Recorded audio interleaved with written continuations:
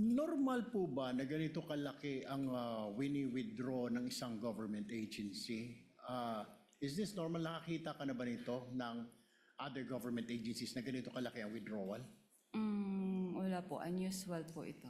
Unusual yung withdrawal. So therefore, kung unusual, Madam Witness, hindi mo kayo nagtanong man lang, para saan po ba kayo ito? Kasi alam ko sa bangko po, nagtatanong. Ako po, nagbabangko ko sa privado. Natatanong po yung staff ko, para saan ba gagamitin ni Sir ito, ni Sir? Hindi na ba ninyo tinatanong?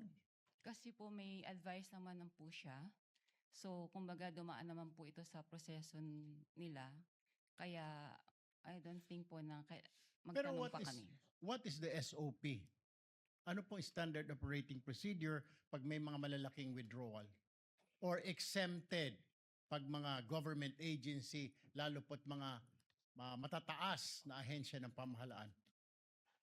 Wala na pong exemption. Kaya lang po itong sa particular na transaction po ng OVP, bali meron naman po kasi silang forward advice po sa branch. Okay. Alam niyo po ba na ito ay for intelligence fund, yung wini-withdraw?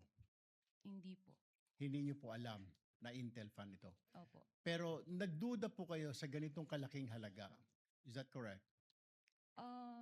Sa personal opinion namin sa bangko, parang syempre po, saan kaya gagamitin po yung yung cash na to? So, pero hindi naman po namin tinanong na kasi But- may advice naman po siya.